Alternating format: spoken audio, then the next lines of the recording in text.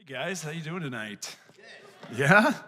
Awesome. My name is Derek Murphy, and I'm just one of the guys here on the team. And just to clarify, if any of you are out there wondering about the women's event, it said the 24th on the screen, and Rendy said the 16th. I conferred, and she said it is the 16th. So just want to make sure that you're clear on the dates there. And hey, tonight we're actually finishing up our message series on the gospel, which has been a fun series, hasn't it? Like last week, Rut's message was a ton of fun, just the idea where he's talking about grace and favor. And tonight we're gonna continue kind of into that theme, but the difference between the message that we've been doing with the gospel is we're kind of talking about how we believe it, how we live it, and the way we believe it. But tonight's really gonna be about a lab. How can we actually experience the gospel, not just in our mind and our heart, but in the way in which we operate in the world, specifically in the way we spend our time. And the message tonight has to do with the Sabbath. And so the message title tonight is The Gift of Rest. And how that's gonna connect to the idea of the gospel is where we're gonna go. And Sabbath, which is a Hebrew word, literally means rest. And so what we're gonna do tonight is I wanna talk about how God has a vision for you. I don't know if you believe that or not. Some of you might be brand new here. You might be new to the idea of faith, but God does have a vision for you. And here's the thing is that it actually takes faith to live that vision out. It takes faith. And it takes courage to live out faith. Now, the biggest thing that actually inhibits our faith, the Bible talks about all over the place, is fear.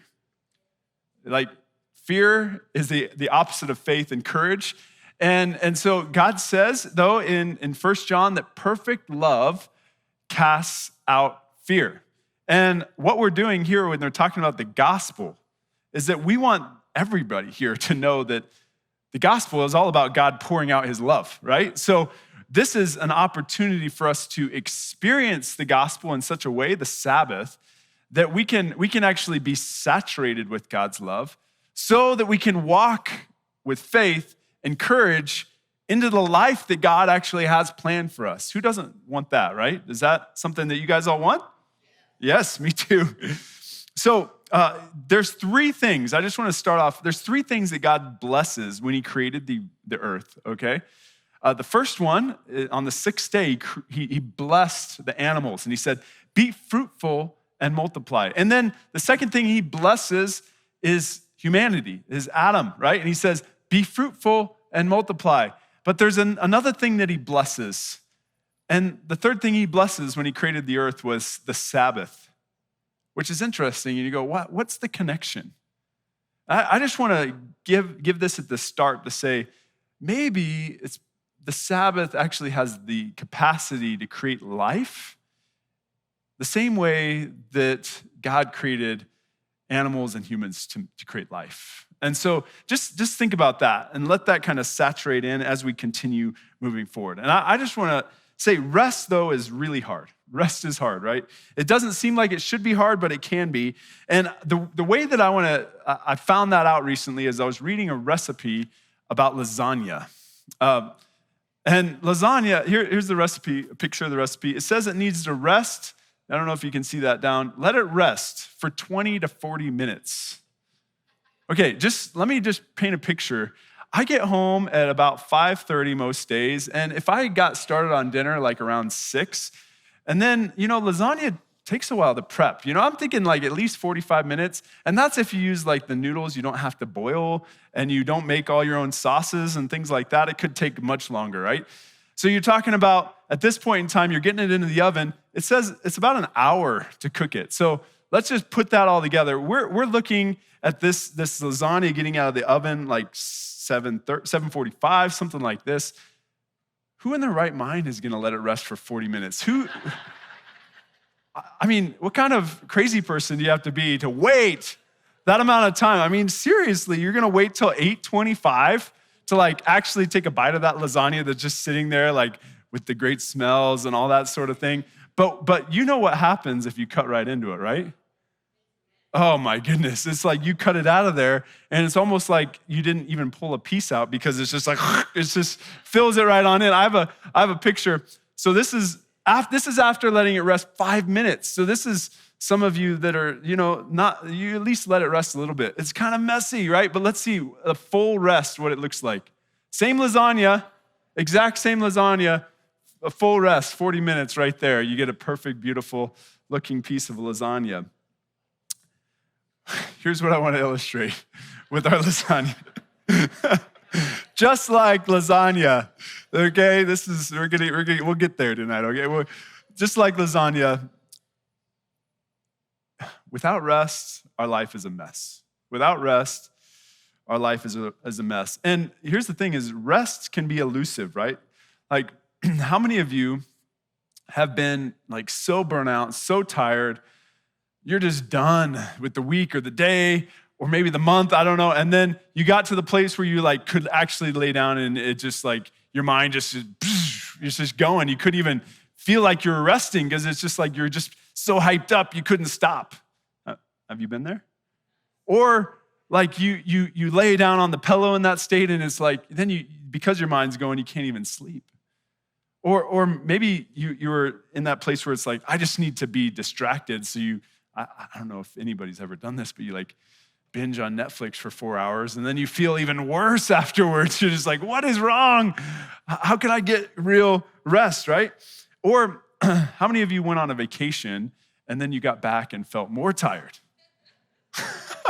Okay, yeah, like serious.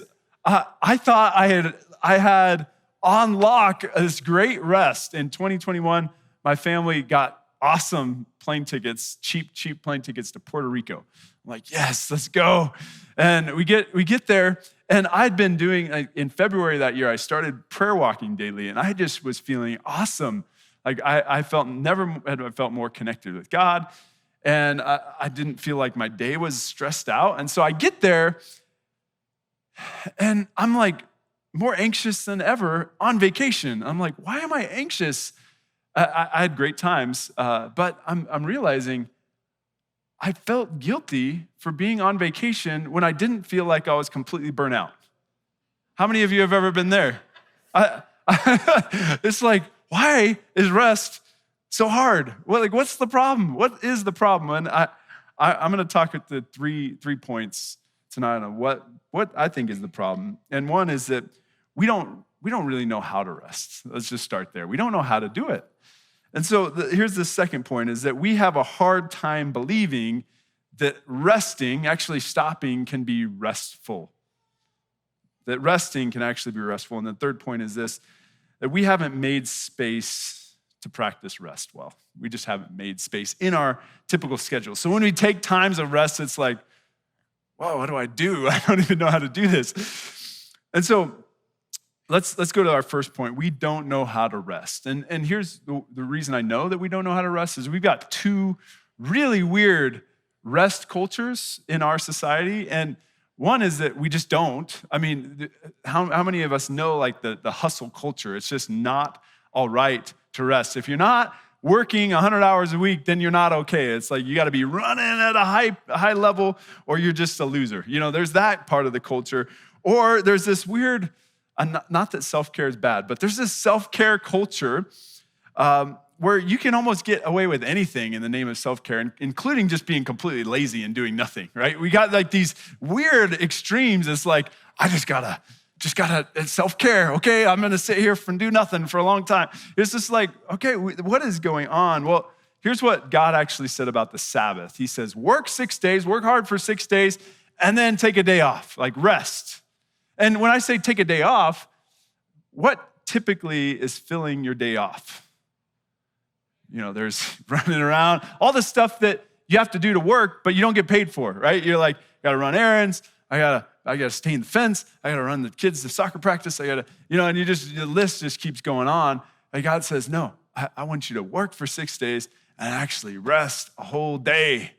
Crazy, right? This is when we're talking about we don't know how to rest, this sounds a little bit crazy, doesn't it? Like, what in the world? Here's what Jesus says in Mark 2:27. He said, the Sabbath was made for man, not the man for Sabbath. Now, Jesus said this to a very religious culture in that time. And so the thing that he was trying to get out there is the second part of that statement. He wants them to hear, not the man for Sabbath. See, the Jewish, specifically the Pharisees, had put so many rules and laws around the Sabbath that it no longer felt like a day of rest. They're trying to keep up with all these things, but it really ruined the opportunity to actually take a rest. And Jesus is saying, hey, guess what? The Sabbath was made for man.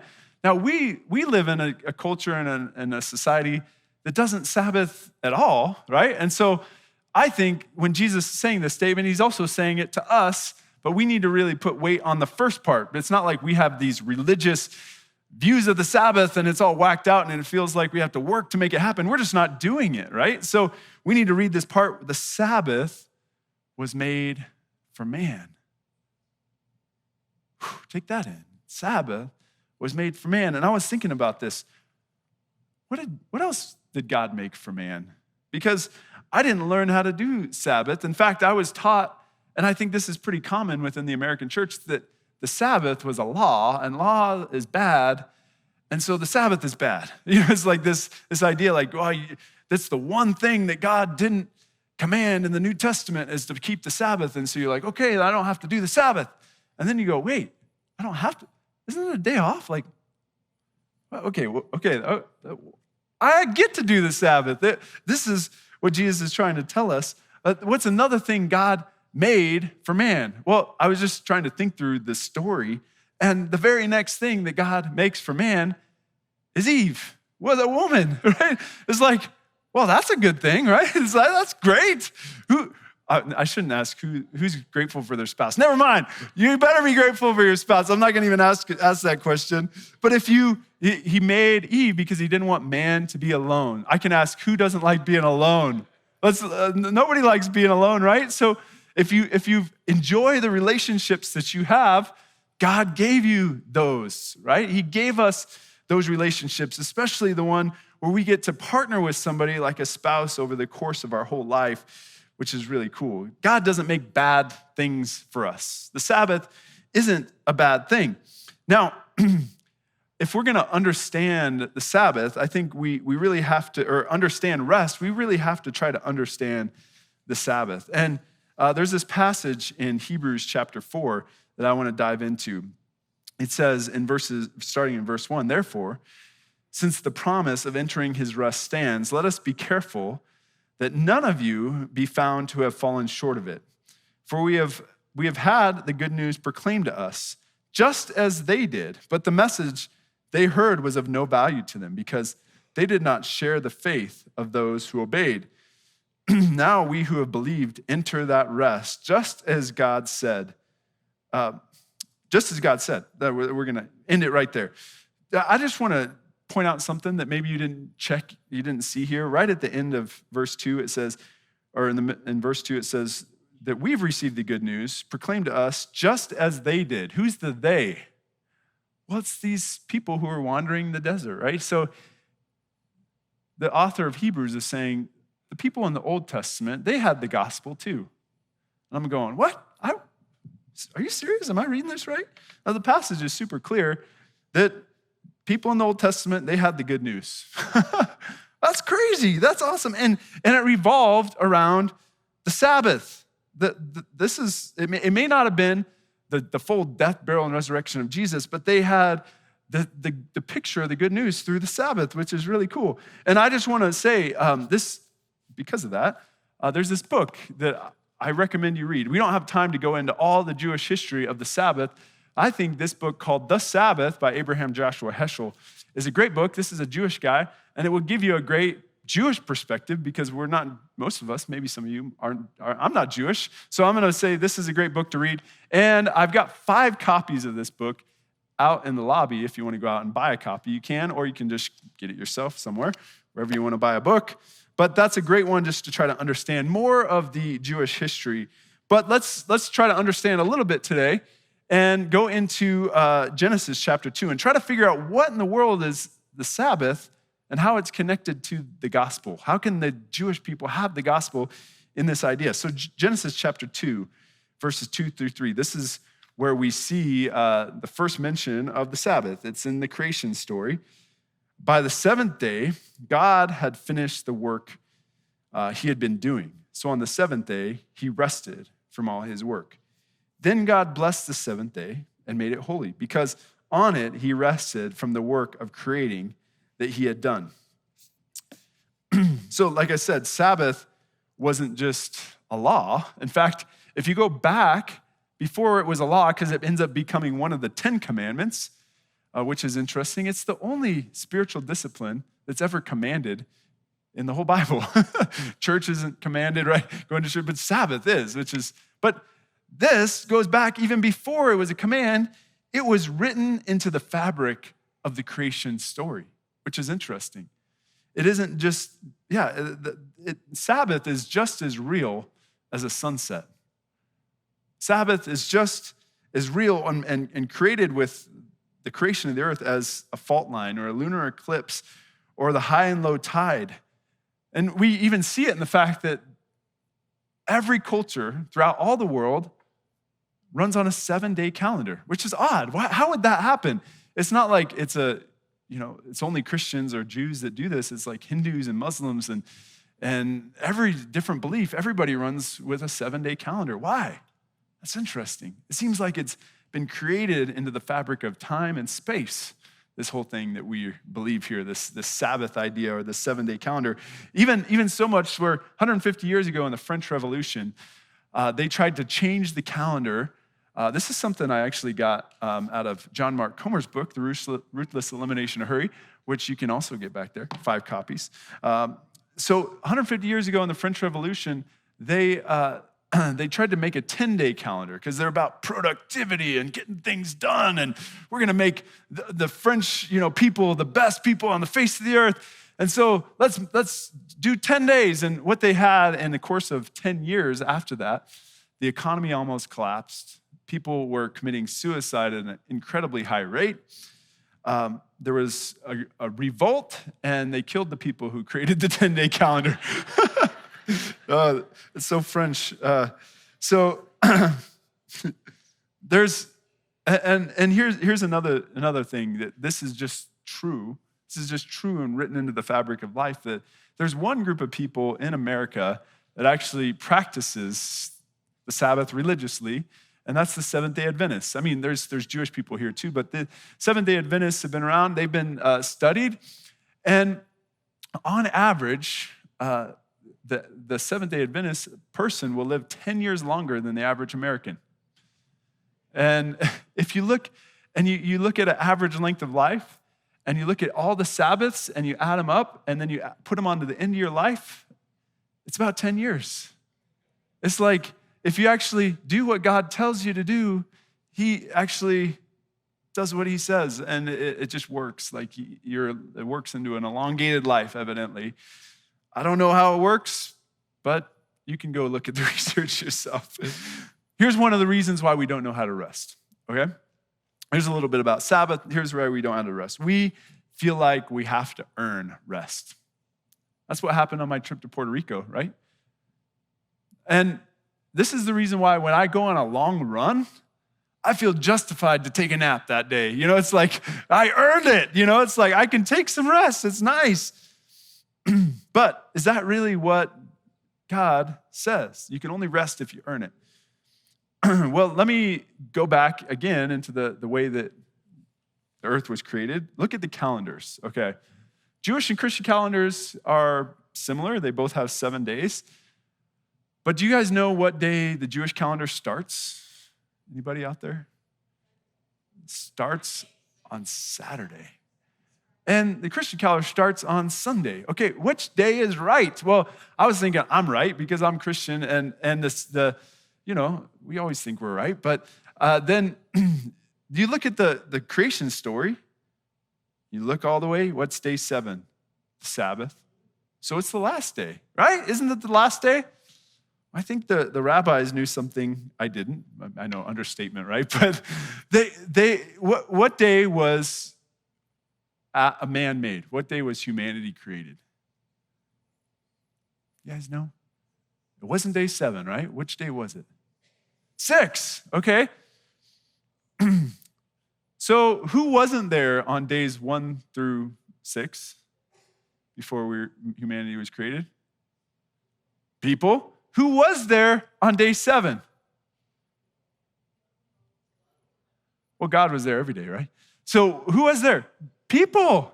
Finally. So what was Adam's first day on earth?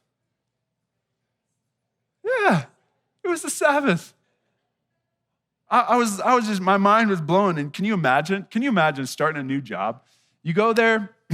So on day 6, like God told them what they were supposed to do on the face of the earth. So let's say you imagine you get to your job. They give you your keys. They give you your badge. They tell you your scope of work. You fill out your W-4. And then they're like, hey, have fun on your weekend. And you're like, it's Monday. And they're like, yeah. The first thing we do is we give you a day off. So go off and have a good time tomorrow. And you're like, what in the world? And I was like, this is what happens with humanity. They're like literally fresh out of the oven. I kind of like lasagna, right? It's like, and they're like given a day off. It's like they didn't need a day off. They weren't burnt out. They were just getting rolling. And it's like God's like, no. Okay, first day on earth, Sabbath. I think he was trying to create a value within them, right? God obviously didn't need the rest. They obviously didn't need the rest. So what's God trying to say? Well, the value, I think, has something that he's speaking into these people that are first hearing this story. Do you know who was first listening to this story of the creation? It was the people of Israel that were coming out of slavery in Egypt. Right? They had spent every day working. They didn't get a day off, right?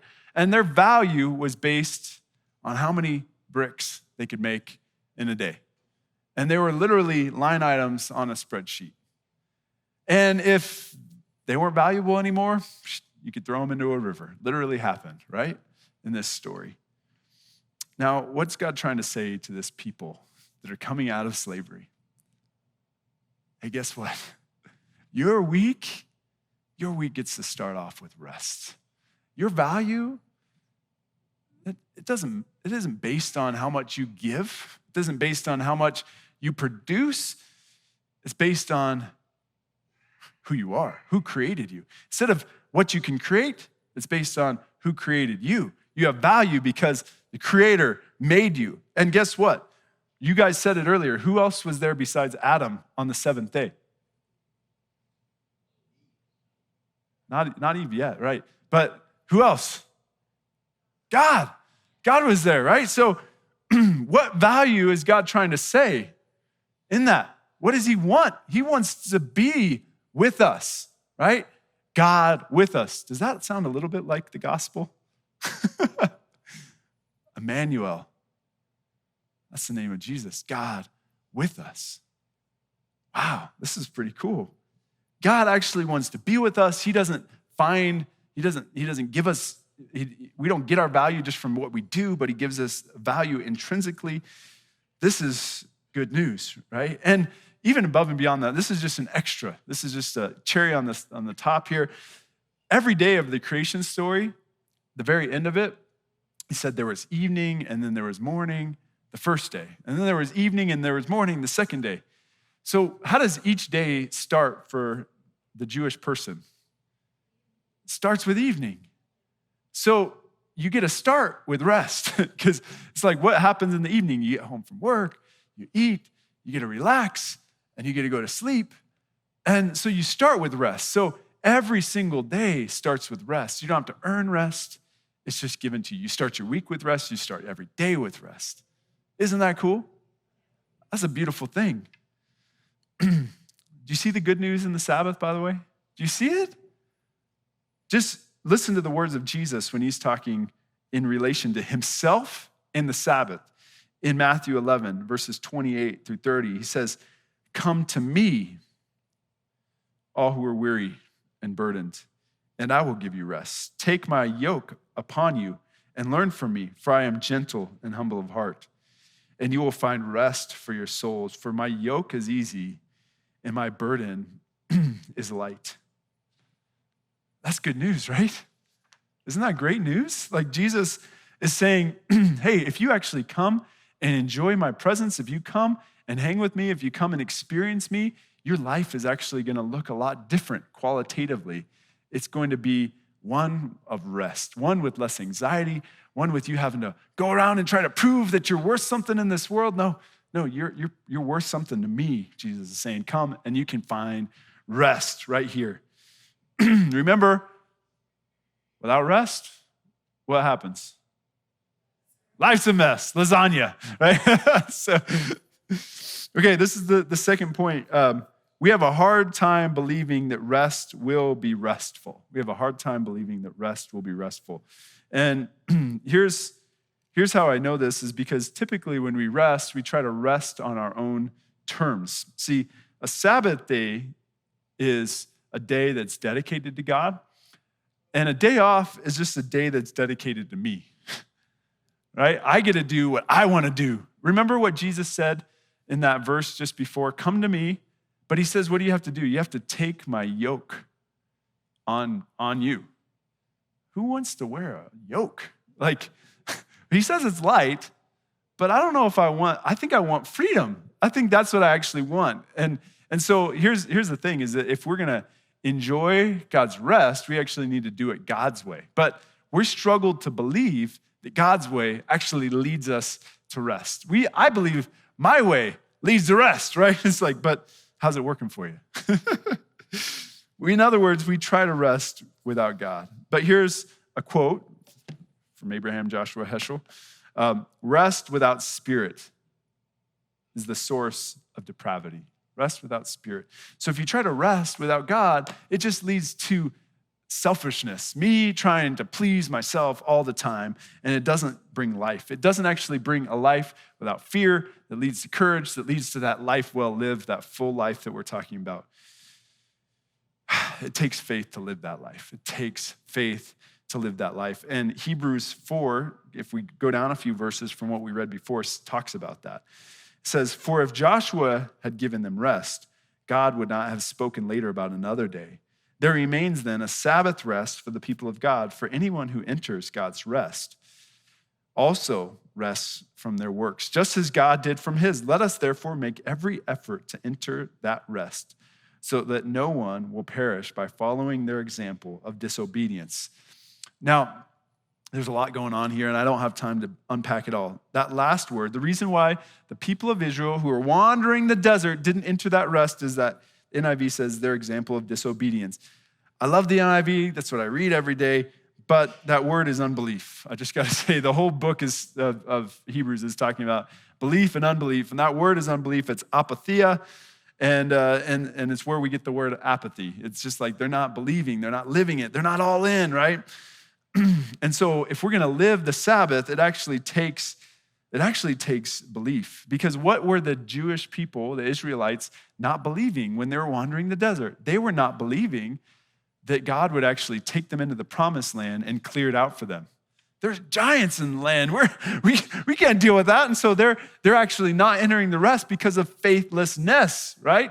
They don't believe God will give them the courage to walk and take over their fears, right? They don't believe that. And so why don't we actually rest? Well, we have the same sort of issues, right? We don't believe God will give us the rest that we're looking for if we actually step into that with faith. Why? Why don't we do that? Well, first,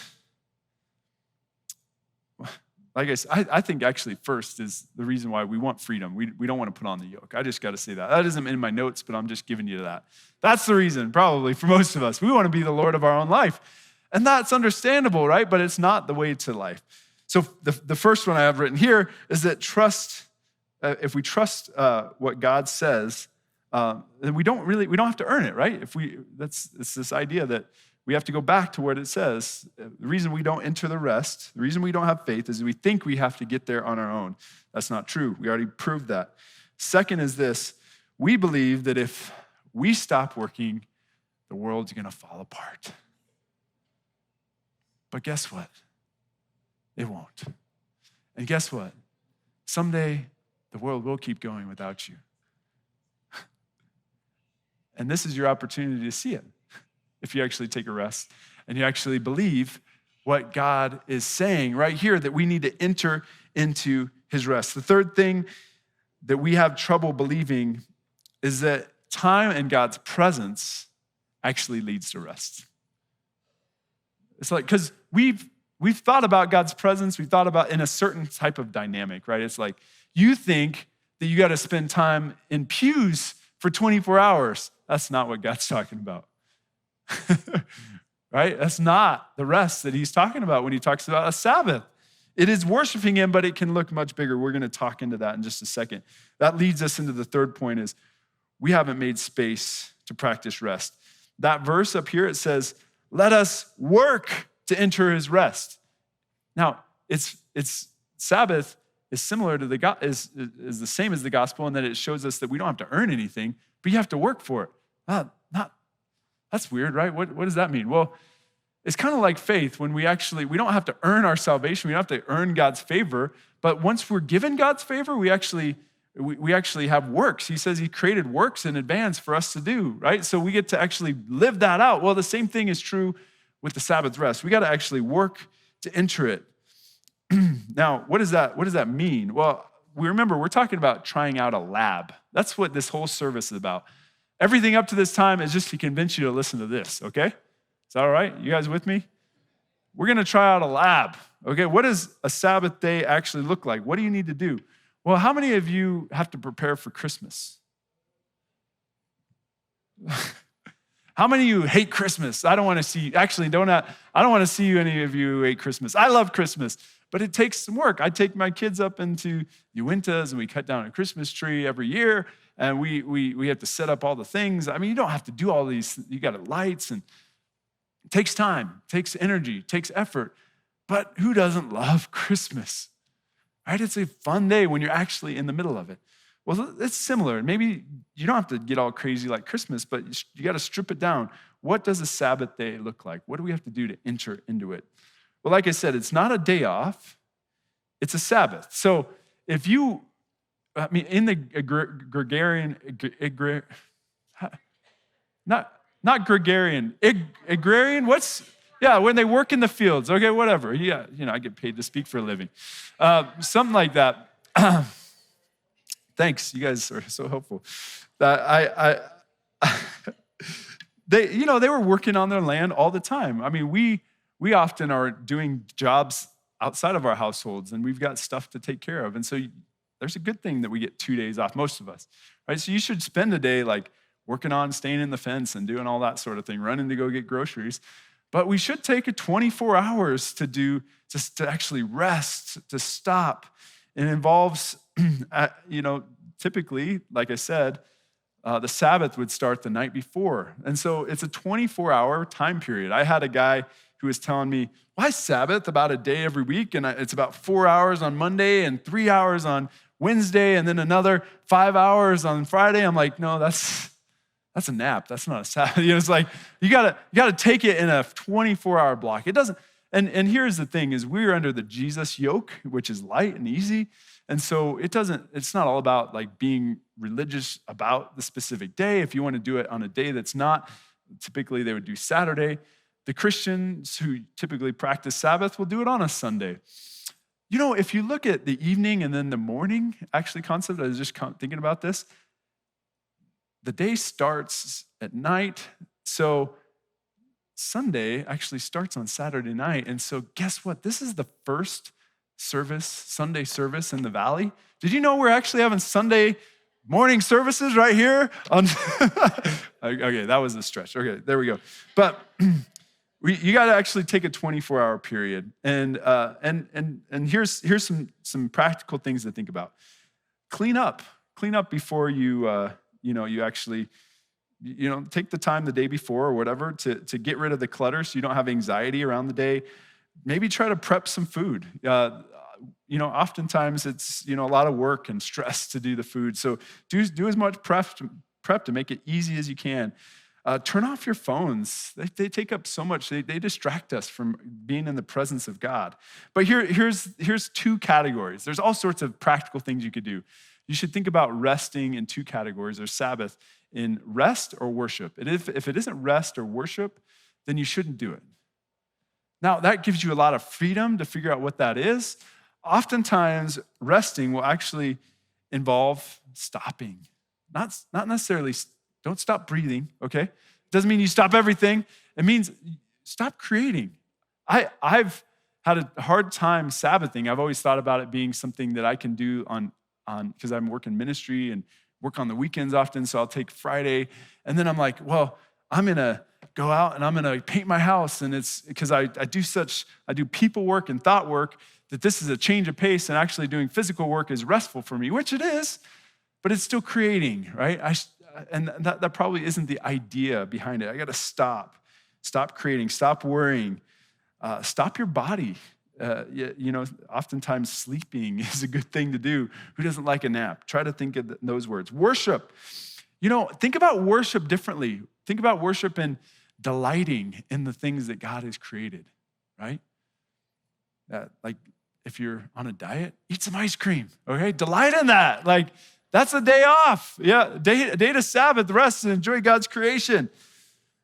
Worship is bigger than just the church service, but you should take some time. Like if your Sabbath would start on Saturday night and go into Sunday, great, you get to start here, right? You start right here on Saturday night. But if it isn't on a day, like create space for God, for your family to pray, for you actually to get together. It should take place in some way in community.